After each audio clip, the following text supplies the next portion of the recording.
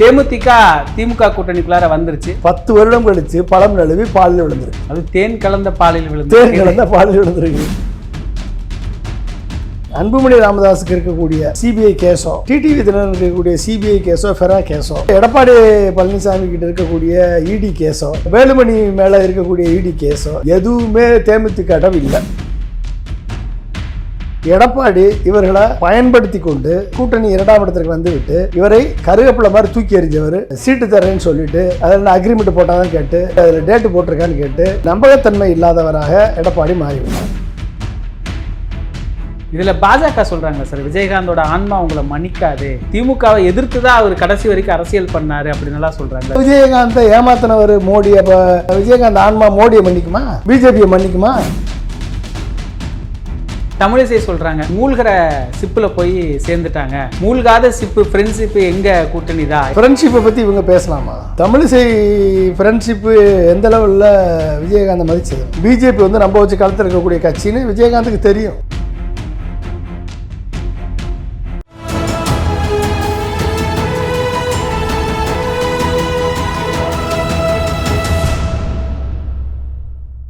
தமிழ்நிறம் நேயர்களுக்கு வணக்கம். இன்று நம்மிடையே அரசியல் விமர்சகர் மற்றும் விஞ்ஞானி டாக்டர் வி பொன்ராஜ் அவர்கள் இணைந்துள்ளார்.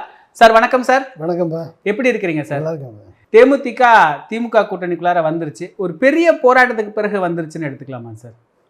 அப்படி பெரிய போராட்டம்னா அவங்களுக்குள்ள ஒரு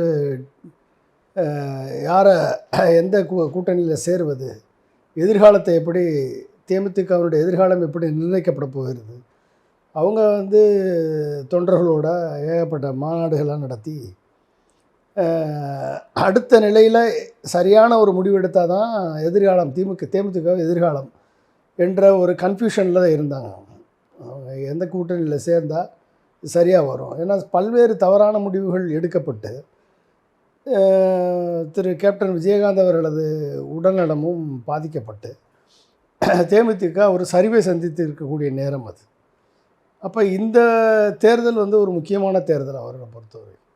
இதில் வந்து சரியான முடிவு எடுக்கலை அப்படின்னா அது வந்து ஒரு மிகப்பெரிய வீழ்ச்சிக்கு கொண்டு போய் விட்டுரும். 8% வாக்குகளை வாங்கி 10 அதிமுகவோட கூட்டணி சேர்ந்து 10% வாங்கி 12% வரைக்கும் போய் எதிர்க்கட்சி தலைவராக வந்து 29 எம்எல்ஏக்களை வைத்து எதிர்க்கட்சி தலைவர் வந்து அது எதிர்க்கட்சி தலைவர் பதவியும் போய் கட்சியிலேருந்து எம்எல்ஏக்களும் போய் வர வேண்டிய ஒரு சூழல் ஏற்பட்டுவிட்டு அடுத்தடுத்து எடுத்த முடிவுகள் வந்து தேமுதிகவினுடைய நலனை தாண்டி மற்ற கட்சிகளுக்கு அது பெனிஃபிட் ஆனதை தவிர தேமுதிகவுக்கு பெனிஃபிட் ஆகலாது. ஃபஸ்ட்டு களத்தில் இறங்கினார், அதிமுகவையும் திமுகவையும் ஒரு சேர எதிர்த்தார், 8% வாக்கு வாங்கி அவரே எம்எல்ஏ ரிட்டர்ன் ஆனார். அது வந்து மக்கள் மத்தியில் ஒரு கான்ஃபிடன்ஸ் கொடுத்துச்சு. தமிழ்நாடு முழுக்க அவருக்கு ஒரு செல்வாக்க, எம்ஜிஆர் மாதிரி வந்து அவர் வந்து அனைவருக்கும் உதவி செஞ்சது, சாப்பாடு போட்டது, ஹெல்ப் பண்ணது, இதெல்லாம் வந்து அவருக்கு ஒரு பாசிட்டிவ் இமேஜை கொடுத்துச்சு.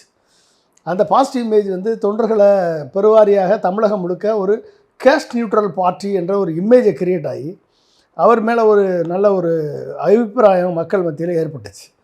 அதனால தான் எதிர்க்கட்சி தலைவராக கூட வர முடிஞ்சது. திமுகவை 3ஆம் இடத்துக்கு தள்ளி எதிர்க்கட்சி தலைவராக வர முடிஞ்சது. அப்போ ஆனால் அதை தக்க வைக்க முடியுமானா முடியலை அவரால். ஏன்னா ஜெயலலிதா அவர்களது அரசியலை எதிர்கொள்ள முடியாத அளவுக்கு அந்த அரசியல் பக்குவம் இல்லாமல் போயிடுச்சு அவருக்கு. சரிங்களா? அப்போ அப்படிப்பட்ட ஒரு சூழலில் சிக்கி சுழன்று 2014 அவர் சப்போர்ட்டில் தான் மோடி முதல் முறையாக முதலமைச்சராகும் பொழுது 18% என்டிஏக்கு ஓட்டு வந்துச்சுன்னா அது காரணம் 10% ஓட்டு கம்ஸ் ஃப்ரம் விஜயகாந்த். அப்படி தான் வந்துச்சு. 10% ஓட்டு வந்தால் கூட மோடி அவர்கள் வந்து விஜயகாந்துக்கு எந்த விதமான ரெகக்னேஷன் கொடுக்கல, எக்ஸப்ட் கட்டிப்பிடிச்சி தழுவுனதோடு சரி, எந்த விதமான ரெகக்னேஷன் கொடுக்கல. டெல்லிக்கு வரும்பொழுது நான் டெல்லியில் இருக்கேன், யார் மோடி பதவி இருக்கும் பொழுது இவங்கெல்லாம் திரு விஜயகாந்த், பிரேமலதா, சுதீஷ் எல்லாம் வரும்போதும் டெல்லியில் நான் இருக்கேன். டெல்லியில் மீட் பண்ணி மோடி வந்து எங்களுக்கு ரொம்ப பாசிட்டிவாக இருக்கார், அவர் ஏதாவது எங்களுக்கு செய்வார் அப்படின்னு நம்பினார் விஜயகாந்த். ஒரு வெள்ளந்தியாக நம்பினார். நான் என்கிட்ட என்னென்ன பதவியெல்லாம் நம்ம கேட்கலான்னு கேட்டார். சரி, அப்பார்ட் ஃப்ரம் நீங்கள் ஜெயிக்க முடியல, but major contributor for the success அப்போ வந்து நீங்கள் ஒரு 30 போர்டு மெம்பர்லாம் எழுதி கொடுத்தேன் நான் அவங்களுக்கு. 30 போர்டு மெம்பர் கேளுங்க அவங்க கட்சிக்கு அப்படின்னு. இதெல்லாம் லிஸ்ட்டு கொண்டு கொடுத்தாரு. பட்டு மோடி ஒன்றுமே செய்யலை. விஜயகாந்தை கட்டித்தழுவதோட சரியொழிய பிஜேபி விஜயகாந்தை பயன்படுத்தி கொண்டதே தவிர விஜயகாந்துக்கு எதுவும் செய்யலை. சரிங்களா? ஸோ இது அடுத்து 2014. 2016 ஜெயலலிதாவோட எக்ஸ்டெண்ட் ரிலேஷன்ஷிப்பு கஷ்டமாயிருச்சு, ஏகப்பட்ட பிரச்சனைகள் ஆயிடுச்சு. 2016 வருது. 16ல் பழம் நழுவி பாலில் விழும்னு கலைஞர் காத்துக்கிட்டு இருந்தார். அந்த ஆப்பர்ச்சுனிட்டியை மிஸ் பண்ணிட்டார் திரு கேப்டன் விஜயகாந்த் அவர்கள். அதையும் மிஸ் பண்ணி மக்கள் நல கூட்டணியில் மேஜர் பார்ட்னர் இவர் தான் சீஃப் மினிஸ்டர் கேண்டிடேட்னு அனௌன்ஸ் பண்ணாங்க. அது யாருக்கு பெனிஃபிட் ஆச்சு? கிட்டத்தட்ட 5.8% வாக்குகள் வாங்கி அந்த வட்டம் ஜெயலலிதா அவர்கள் ஜெயித்தது, ஏடிஎம்கே ஜெயித்தது 1.05% தான் ஜெயித்தாங்க. 40.77% ஏடிஎம்கே, 39.72% டிஎம்கே. 1% வாக்கு வித்தியாசத்தை தான் ஜெயிச்சது. அப்போ என்னாச்சு? அங்கேயும் வந்து அவர் வந்து வாய்ப்பை தவற விட்டார். அன்னைக்கு பழம் நழுவி பாலில் விழுந்துருந்துச்சுன்னா அன்னைக்கு ஆட்சியாக மாறி இருக்கும். கலைஞர் சீஃப் மினிஸ்டராக இருப்பார், ஜெயலலிதா எதிர்கட்சி தலைவராக இருப்பாங்க. தேமுதிக மீண்டும் வந்து எதிர்கட்சியாக வந்திருக்கலாம், இல்லை அட்லீஸ்ட் கொஞ்சம் எம்எல்ஏக்களாவது ரிட்டர்ன் ஆகிருக்கலாம். அன்னைக்கு எடுத்த தவறான முடிவு, மக்கள் நல கூட்டணின்ற முடிவு அன்னைக்கு அதுக்கப்புறம் அப்படியே இறங்கு முகமாக போயிடுச்சு.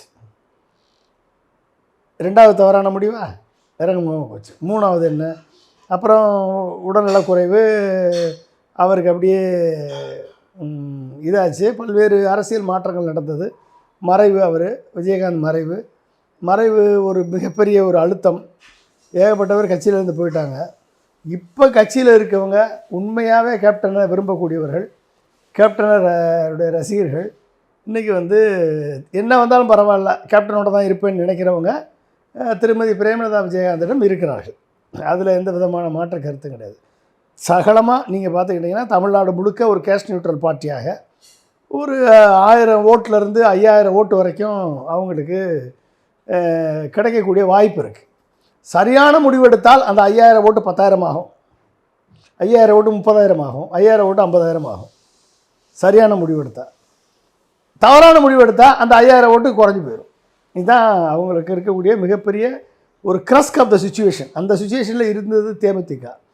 இன்றைக்கு வந்து ஏடிஎம்கேவோட போகுமா, என்டிஏவோட போகுமா, இல்லை டிஎம்கேவோட போகுமா? இப்போ என்னென்னா, இப்போ வந்து அன்புமணி ராமதாஸுக்கு இருக்கக்கூடிய சிபிஐ கேஸோ, டிடிவி தினகரனுக்கு இருக்கக்கூடிய சிபிஐ கேஸோ, ஃபெரா கேஸோ, இல்லை எடப்பாடி பழனிசாமி கிட்ட இருக்கக்கூடிய இடி கேஸோ, வேலுமணி மேலே இருக்கக்கூடிய இடி கேஸோ, இந்த மாதிரி ஏடிஎம்கே அமைச்சர்கள் மேலே இருக்கக்கூடிய இடி கேஸோ எதுவுமே தேமுதிகடம் இல்லை. இது ஒரு பாசிட்டிவ். ஸோ அவங்க வந்து என்டிஏவினுடைய ப்ரெஷருக்கோ, மோடியினுடைய ஏமாற்று தந்திரத்திற்கோ, எடப்பாடியினுடைய சீட்டிங்கோ பலியாக தேவையில்லை. எடப்பாடி வந்து 2021 எலெக்ஷனில் அவங்க யாருடைய கூட்டணி போல் டிடிவியும் அவங்களோட 2 பேர் சேர்ந்தாங்க. அப்போ இது வந்து தேராத கூட்டணின்னு மக்கள் புறக்கணிச்சிட்டாங்கன்னு வச்சுக்கோங்க. 21 அவங்களால வந்து சோபிக்க முடியலை. அது ஒரு அனதர் ஃபெயிலியர். 21 another failure. 2024 ஏடிஎம்கேவோட கூட்டணி. ஏடிஎம்கே கூட்டணியை இல்லாமல் என்டிஏ கூட்டணி அண்ணாமலையோட சேர்ந்துருந்தா, அண்ணாமலை 2வது இடங்க என்டிஏ. தேமுதிக அண்ணாமலையோட சேர்ந்து தான் அண்ணாமலை 2வது இடம். தேமுதிக ஏடிஎம்கேவோட சேர்ந்ததுனால தான் ஏடிஎம்கே 2வது இடம். புரிஞ்சுக்கிட்டீங்களா நீங்கள்? அது ட்விஸ்ட் எங்கே நடக்குதுன்னு பாருங்கள். அப்போ அண்ணாமலை 2வது இடம் வந்திருந்தால் என்ன சொல்லியிருப்பார்? அண்ணாமலை ஏடிஎம்கே அவுட்டு, நான் 2வது இடம் கொண்டாந்துட்டேன் சொல்லியிருப்பாரா? அந்த கிரெடிபிலிட்டி மொத்தமாக அண்ணாமலை எடுத்திருப்பார். அன்றைக்கி தேமுதிக அதுக்கு கான்ட்ரிபியூட்டிங் பார்ட்னராக இருந்திருப்பாங்க. பட் ஆனால் அதிலேருந்து பெனிஃபிட் அடைஞ்சிருக்க மாட்டாங்க. ஏடிஎம்கேல இருந்து பெனிஃபிட் இல்லை அவங்களுக்கு. ஏடிஎம்கே இருந்ததுனால, ஏடிஎம்கே கூட சேர்ந்ததுனால 2ஆம் இடத்தை தக்க வைத்து கொண்டார் எடப்பாடி.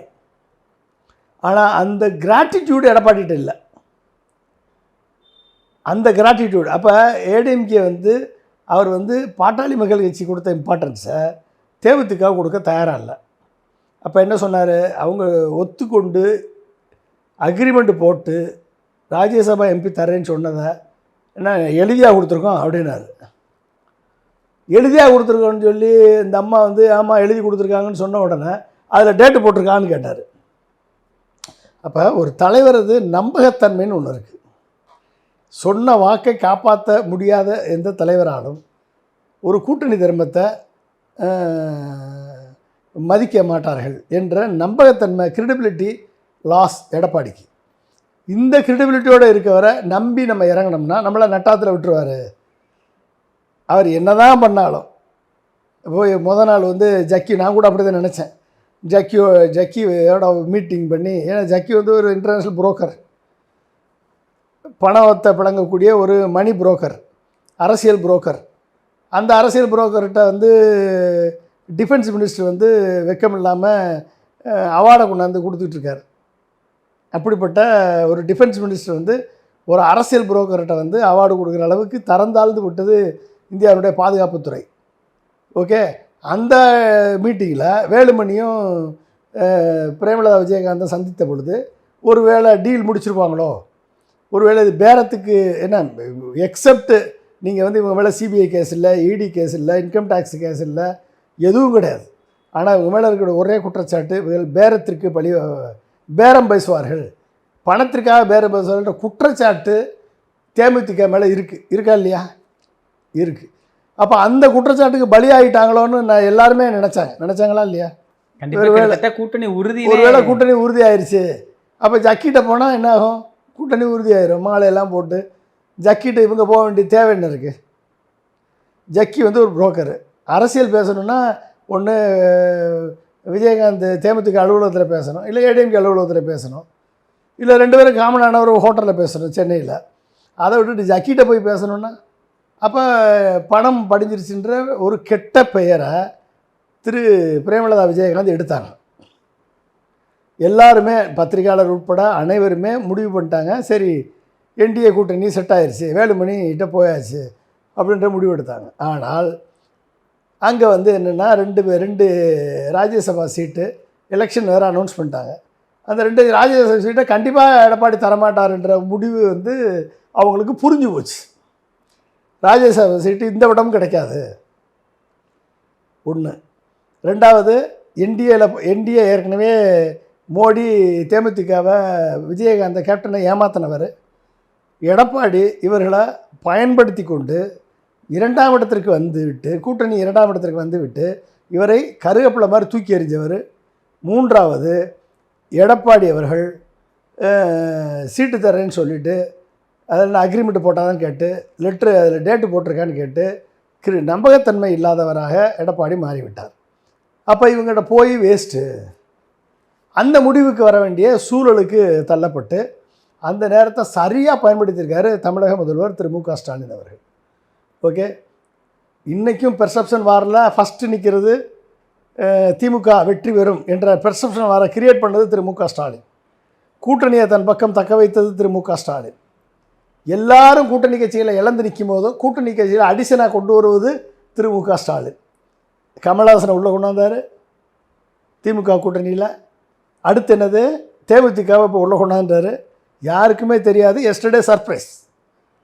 அதுக்கு சர்ப்ரைஸ் தானே அது. கண்டிப்பாக வேலுமணியை சந்திச்சதுக்கு அப்புறமே அங்கே கூட்டணி உருவாயிருச்சு தான் நினச்சோம் எல்லாருமே. ஆனால் உடனே சர்ப்ரைஸ். அப்போ என்னாச்சு, அந்த ஐஸை பிரேக் பண்ணி தட்டி தூக்கியிருக்காரு திரு மு.க. ஸ்டாலின். 1% வாங்கினா கூட 2% வாங்கினா, அவங்களுடைய லாஸ்ட்டு 2.5% நினைக்கிறேன் ஏடிஎம்கேவோட சேர்ந்ததுனால. ஆனால் அதே இது டிஎம்கேவோட சேரும் பொழுது அது 2.5% வந்து இன்ட்டு 2x மாறும், இல்லை 3x மாறும், சொல்ல முடியாது. அப்போ 2.5% வந்து 5 கூட மாறலாம். ஏன்னா பாசிட்டிவ் அப்ரோச், பாசிட்டிவ் ரெஸ்பான்ஸ். நேற்று பாருங்கள், ஒட்டுமொத்த தமிழ்நாட்டு மக்கள் மத்தியில் நல்ல முடிவு எடுத்திருக்காங்க அப்படின்ற ஒரு பாசிட்டிவ் ரெஸ்பான்ஸ் வந்து வந்திருக்கு. ஒரு பெர்செப்ஷன் கிரியேட் ஆயிடுச்சு. திமுக கூட்டணி இன்றைக்கி ஸ்ட்ராங்காக இருக்குது அப்படின்ற பெர்செப்ஷனை கிரியேட் பண்ணிட்டாரு திரு மு.க. ஸ்டாலின் அவர்கள். விஜயகாந்த் அவரோட திரும்ப விஜயகாந்தை கூப்பிட்டு, ஏன்னா இன்றைக்கி 10 வருடம் கழித்து பழம் நழுவி பாலில் விழுந்திருக்கு. அது தேன் கலந்த பாலில் விழுந்திருக்கு. 10 வருஷம் கழித்து தேன் கலந்த பாலில் விழுந்திருக்கு. அந்த இது வந்து யார், அதுக்குரிய பக்குவத்தை பெற்றவராக திரு மு.க. ஸ்டாலின் வந்து அனைவரையும் அரவணைத்து கொள்ளக்கூடியவராக மக்களை மட்டும் இல்லை, அதாவது கூட்டணி கட்சிகளையும் அரவணைத்து கொண்டு அனைவரையும் ஒரு சைடு பாருங்க, ஜெயிக்கக்கூடிய நிலையில் இருக்கக்கூடிய திரு மு.க. ஸ்டாலின் திமுக அலையன்ஸில் இன்னும் வந்து கட்சிகள் அரவணைக்கிறார். ஆனால் வரிசையாக தோற்றுக்கிட்டு இருக்க எடப்பாடி பழனிசாமி எனக்கு அவன் வேணாம் இவன் வேணாம், நீக்கப்பட்டவர்கள் தான் சேர்க்க முடியாது, இப்படிப்பட்ட அதிகாரத்தையும் ஆணவ திமிரோட பேசிக்கிட்டு இருக்கக்கூடியவரை மக்கள் எப்படி மதிப்பாங்க? இதில் அந்த வேலுமணி அமித்ஷாலாம் பெரிய அளவில் முயற்சி பண்ணாங்க. அந்த அதிமுகவோட அந்த மெகா கூட்டணிங்கிறது உடஞ்சி போச்சா சார்? அந்த கனவு சிக்னாபின் ஆயிடுச்சுன்னு எடுத்து மெகா கூட்டணி எங்கே இருக்குது? மெகா கூட்டணி அதில் என்ன இருக்குது? உடஞ்சு போன பாமக, பிளவுபட்ட பாமக, பிளவுபட்ட பாமக, சசிகலா ஓபிஎஸ் இல்லாத அமமுக, அது எப்படி இருக்கும்? அங்கே வந்து என்ன இருக்குது? பிளவுபட்ட பாமக, சசிகலா ஓபிஎஸ் இல்லைன்னா அது அமமுகவுக்கு வேல்யூவே இல்லை. அமமுகவே பிளவுபட்டு போச்சு, சசிகலா ஓபிஎஸ் இல்லை. அப்போ நீங்கள் எப்படி இது வந்து ஏற்கனவே ஏடிஎம்கேலேருந்து செங்கோட்டையன்னு வெளியே போயிட்டார். இத்தனை இதுக்கு மத்தியில் எனக்கு யார் வேணாம் அப்படின்னா எடப்பாடி வந்து அதிமுக ஆட்சிக்கு வருவதை விரும்பவில்லை.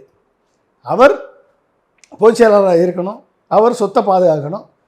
மற்ற அதிமுகவில் இருக்க மற்ற மினிஸ்டர்கள் வந்து அமைச்சராகணும்னு அவசியமே இல்லை, அதை பற்றி அவர் கவலையே இல்லை. கூட போகிற அத்தனை பேரையும் கவுத்திட்டு இவர் மட்டும் படகுல போகணுன்னு இவர் நினைக்கிறாரு. அதுதான் அதிமுகவுடைய இந்த நிலைமை. அப்போ அதிமுக தொண்டர்கள் எப்படி ஃபீல் பண்ணுவான்? அப்போ இன்றைக்கி அது மட்டும் இல்லை, இன்றைக்கி சசிகலா அம்மா கட்சி ஆரம்பிக்கிறாங்க, 24ஆம் ஆரம்பிக்கிறாங்க. 24ஆம் ஆரம்பித்து தென் மாவட்டங்கள் முழுக்க வேட்பாளர் போட்டாங்கன்னா, இல்லை எடப்பாடி நிற்கிற இடத்துல வேட்பாளர் போட்டு டிடிவி நிற்கிற இடத்துல வேட்பாளர் போட்டாங்கன்னா, அப்போ என்ன ஆகும்? அதிமுகவில் இருந்து இன்றைக்கி அதிருப்தியான தொண்டர்கள் எங்கே போக முடியும்? ஒன்று பிஜேபிக்கு போகிறவங்க ஆல்ரெடி போயிட்டான், டிஎம்கேக்கு போகிற ஓட்டு போகும், நாம் தமிழர் சீமானுக்கு போகிற ஓட்டு போகும், விஜய்க்கு போகிற ஓட்டு போகும். ஆனால் இன்றைக்கி சசிகலா கட்சி ஆரம்பிக்கிறதுனால தென் மாவட்டத்தில் இருக்கக்கூடிய அதிமுக ஓட்டுகள் மற்ற கட்சிக்கு போகிறத காட்டிலும் சசிகலாட்ட போகும். அப்போ என்னாச்சு? சசிகலா இன்றைக்கி அதை எடப்பாடியை தோற்கடிக்க வேண்டிய நிலையில் இருக்கார். அப்போ தான் கட்சியை போய் கைப்பற்ற முடியும். கட்சியை திரும்பி எடுக்கணும் எடப்பாடிகிட்ட இருந்து, அப்படி எடப்பாடி எடுத்து வெற்றி பாதைக்கு கொண்டு வரணும் அப்படின்னா அனைவரும் ஒன்று சேரணும், எக்ஸப்ட் எடப்பாடி. அப்போ எல்லாம் எடப்பாடியை விட்டுட்டு ஒன்று சேரணும்னா எடப்பாடி தோத்தா தான் அதுக்கு பாசிபிலிட்டி வரும். அப்போ எடப்பாடியை தோற்க வேண்டிய செயலில் அட்லீஸ்ட் சசிகலாவாவது இறங்கியிருக்காங்களே அப்படின்னு சொல்லி அதிமுக தொண்டர்கள் இன்றைக்கி கொஞ்சம் ஒரு திருப்தியாக இருப்பாங்க. அவங்க என்ன முடிவு எடுக்க போகிறாங்க, எப்படி பண்ண போகிறாங்க, அவங்க எங்கே நிற்க போகிறாங்க யாருக்கும் தெரியாது. ஆனால் ஒரு பாசிபிலிட்டி இருக்குது. இதுக்கு இடையில் வண்டூர் ராமச்சந்திரன் வேறு கட்சி ஆரம்பிச்சிருக்காரு, சரிங்களா? ஸோ அப்போ எப்படி இது எவால்வ் ஆகும் அப்படின்றது நம்மளுக்கு தெரியாது. இந்த முடிவில் இந்த நேரத்தில் தேமுதிக எடுத்த முடிவு சரியான முடிவு. திருமதி பிரேமலதா விஜயகாந்த் எடுத்த முடிவு அடுத்து விஜயகாந்த் அவர்கள் விட்டு சென்ற பணியை தொடர்ந்து செய்வதற்கு ஒரு களமாக, ஒரு பேஸாக திமுக கூட்டணி அமையும். அவங்க எத்தனை சீட்டு போட்டாலும் conversion ratio more then 60 to 80% வரும். அப்போ 60 to 80% எம்எல்ஏக்கள் ரிட்டர்ன் ஆனாங்கன்னா அது ஒரு பலமாக இருக்கும் தேமுதிகவுக்கு. ஒரு எம்பி வேறு கிடைப்பாங்க. அப்போ அரசியல் செய்வதற்கு அடுத்த லெவலில் கட்சியை கட்டமைச்சு கொண்டு போகிறதுக்கு அவங்களுக்கு வந்து இந்த முடிவு வந்து ஒரு சரியான முடிவுன்னு தான் நான் நினைக்கிறேன். இதில் பாஜக சொல்கிறாங்களே சார், விஜயகாந்தோட ஆன்மா அவங்கள மன்னிக்காது, திமுகவை எதிர்த்து தான் அவர் கடைசி வரைக்கும் அரசியல் பண்ணார் அப்படின்னுலாம் சொல்கிறாங்களே, அது என்ன கணக்கு? அவர் திமுக எதிர்த்து பண்ணார், ஏடிஎம்கே எதிர்த்து பண்ணார். அப்புறம் ஏடிஎம்கேல போய் கூட்டணி வச்சார். எப்படி ஜெயலலிதா அம்மாவுக்கு நான் என்ன ஊற்றி கொடுத்தியான்னு கேட்டாரா இல்லையா? அவர் கூட கூட்டணி வச்சார். அரசியல் சூழல் வரும் பொழுது அது அரசியல் மாற்றங்கள் நடக்க தான் செய்யும். அது விஜயகாந்த் இருந்தாலும் இன்றைக்கி நடக்க தான் செய்யும். சரி, மோடி வந்து விஜயகாந்தை பயன்படுத்தினார். ஃபோன் பண்ணி நான் மோடியோட 2013 ஜூன் மாதம், Modi chief minister of Gujarat, நானும் மோடியும் 45 நிமிஷம் பேசணும். 45 நிமிஷம் ஃபஸ்ட்டு வைகோவை கனெக்ட் பண்ணேன், ரெண்டாவது விஜயகாந்த் கனெக்ட் பண்ணேன். டிசம்பர் 31 ஜனவரி 2013 டிசம்பர் 31 நைட்டு 11 மணிக்கு எனக்கு 11 மணிக்கு 10 மணிக்கு மேலே கூப்பிட்டாரு, மோடி கூப்பிட்டார். மோடி டைரெக்டாக என்கிட்ட பேசினார். பேசி நீ உடனே விஜயகாந்த்கிட்ட பேசி கூட்டணிக்கு உடனே ஒத்துக்கிற சொல்லு, நான் முடிவு எடுக்கணும். அப்போ அவர் சீஃப் மினிஸ்டர். உடனே மறுநாள் நான் காலையில் 1ஆம் தேதி காலையில் நான் சென்னைக்கு போய் விஜயகாந்தையும் பிரேமலதா விஜயகாந்தையும் சந்தித்து பேசி இந்த மாதிரி மோடி கேட்குறாரு, உங்கள் முடிவு சொல்லுங்கள் அலையன்ஸுக்கு அப்படின்னு. நாங்கள் செயற்குழு கூட்டம் போட்டு பொதுக்குழு கூட்டம் போட்டு தான் முடிவு எடுப்போன்ட்டாங்க. அப்போ அந்த அலையன்ஸில் சேர்றதுக்கு டிலே பண்ணாங்க. அப்புறம் நான் மோடிக்கு சொல்லிவிட்டேன், அவங்க டிலே பண்ணுறாங்க, பட் ஆனால் வருவாங்க, ஆனால் டிலே பண்ணுறாங்க. அந்த ஒரு டிசிஷன் மேக்கிங் உடனே பண்ணுறதில்ல. அப்போ அந்த டிலே பண்ணாங்க. அப்போ அப்படி கான்ட்ரிபியூட் பண்ணி 18% வாங்க வைக்க ஓட்டு வாங்கிறதுக்கான ஒரு வாய்ப்பை உருவாக்கி கொடுத்தவர் விஜயகாந்த் தானே. விஜயகாந்த் தான் மேஜர் பார்ட்னர். அந்த விஜயகாந்தை ஏமாத்தினவர் மோடி. அப்போ விஜயகாந்த் ஆன்மா மோடியை மன்னிக்குமா? பிஜேபியை மன்னிக்குமா? மன்னிக்குமா? பிஜேபிக்காரங்க நீ சொல்கிறாங்கல்ல விஜயகாந்த் ஆன்மா மன்னிக்காதுன்னு. கலைஞர் தலைமையில் தான் அறிவாலயத்தில் தான் கல்யாணமே முடிச்சிருக்காங்க. அவங்க கலைஞருக்காக விழா எடுத்தவர் விஜயகாந்த். அரசியல் நிலைப்பாடு இவங்க 2 பேரும் மண்டபத்தை இடிச்சிட்டாங்க, கலைஞர் மண்டபத்தை இடிச்சிட்டாரு அப்படின்ற ஒரு கோபம் அவருக்கு. அது மட்டும் இல்லாமல் அப்புறம் அடுத்த காலகட்டங்கள் வரும் பொழுது ஓகே அது நியாயமாக பெரிய ப்ராஜெக்ட்டு வேறு என்ன பண்ண முடியும், அதனால் வந்து எத்தனையோ சொத்துகள் போகுது, நம்மதும் போச்சு அப்படின்னு சொல்லி அப்புறம் அவர் அதை ரெக்கன்சில் பண்ணிக்கிட்டார் விஜயகாந்த். ஓகே, அப்போ அவர்களுக்குள்ள ஒரு நட்பு ரீதி இருந்தது. ஆனால் அதை வந்து கலைஞர் காத்திருந்தார். ஆனால் திரு மு.க. ஸ்டாலின் அவர்கள் அவரது அரவணைப்பில், அவரது லீடர்ஷிப் குவாலிட்டியில், அவரது ஸ்டேச்சரில் உயர்ந்து நிற்கிறதுனால அவர் வந்து இன்றைக்கி அந்த சாதனை படைத்து விஜயகாந்த் கட்சியை திமுகவுடன் கொண்டாந்து ஒரு சாதனை படைச்சிருக்கார். இதனுடைய வெற்றி வந்து திரு மு.க. ஸ்டாலினுக்கு தான் போகும். இதனுடைய வெற்றி இதை கரெக்டாக பயன்படுத்திக்கிட்டாங்க திரு பிரேமலதா விஜயகாந்த் அவர்கள் மேலே பேரம் இருக்கணும், ராஜ்யசபா சீட்டுக்காக போனாங்க அப்படின்ற குற்றச்சாட்டு இருக்கட்டும். யார் ராஜ்யசபா சீட்டு கேட்காம இல்லை எம்எல்ஏ சீட்டு கேட்காம எந்த கட்சி இருக்குது? எம்பி சீட்டு கேட்காம எந்த கட்சி இருக்குது? அதை அவங்க செய்கிறாங்க, அரசியல் செய்கிறாங்க. ஆனால் இது வரைக்கும் அன்புமணி மாதிரியோ இல்லை சிபிஐ கேஸோ வழக்கோ அவங்க மேலே இருக்கா? இல்லை. அதனால் வந்து it's a case neutral party, it's a clean chit. Premalatha Vijayakanth எடுத்த முடிவு சரியான முடிவு. தமிழகம் முழுக்க விஜயகாந்த் மேலே பற்று கொண்ட தொண்டர்கள் இன்னமும் இருக்காங்க. அது வந்து ஒரு பாசிட்டிவான ஒரு அப்ரோச்சை வந்து மக்கள் மத்தியில் பாசிட்டிவ் ரெஸ்பான்ஸை க்ரியேட் பண்ணியிருக்கு நேற்று. கண்டிப்பாக இது வந்து திமுக கூட்டணிக்கு வெற்றிக்கு பலமாக அமையும்.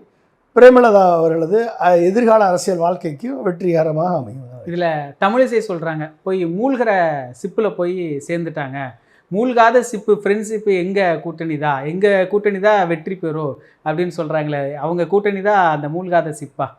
தமிழிசை ஃப்ரெண்ட்ஷிப்பு எந்த லெவலில் விஜயகாந்தை மதித்தது? மோடிக்கு ஃப்ரெண்ட்ஷிப்பாக இருந்தார்ல விஜயகாந்த், எந்த லெவலில் அந்த ஃப்ரெண்ட்ஷிப்புக்கு வேல்யூ கொடுத்தாரு? நீங்கள் உங்களுக்கு கவர்னர் கொடுத்தாரு, தமிழிசைக்கு கவர்னர் போஸ்ட் கொடுத்தாரு, விஜயகாந்துக்கு ஒரு போர்டாவது கொடுத்தாரா? ஒரு போர்டு மெம்பர் கொடுத்தாரா மோடி? இவங்கெல்லாம் வந்து நம்பிக்கை துரோகிகள், நம்ப வச்சு கழுத்து இருக்கக்கூடியவர்கள். பிஜேபி வந்து நம்ப வச்சு கழுத்து இருக்கக்கூடிய கட்சின்னு விஜயகாந்துக்கு தெரியும். ஃப்ரெண்ட்ஷிப்பை பற்றி இவங்க பேசலாமா? மோடி பேசலாமா? மோடியை பொறுத்த வரைக்கும் வெற்றி பெற குதிரை மட்டும்தான் அவர் கண்ணுக்கு தெரியும். வெற்றி பெறான்னா அவனை நம்ம பக்கத்தில் வச்சுக்கணும், பக்கத்தில் வச்சு அவன் பலத்தை எடுத்துகிட்டு அவனை சக்கையாக புழிஞ்சு போட்டுறணும். இதுதான் மோடியினுடைய திட்டம். வெற்றி பெறவனை மதித்து, ஜனநாயகத்தில் அனைவருக்கும் மக்கள் செல்வாக்கு இருக்குது என்பதை மதித்து, அவர்களையும் ரெஸ்பெக்ட் பண்ணக்கூடிய கலாச்சாரம் மோடிகிட்ட கிடையாது, பிஜேபிகிட்ட கிடையாது, ஆர்எஸ்எஸ்கிட்ட கிடையாது. இது வந்து எல்லா கட்சிக்கும் தெரியும்.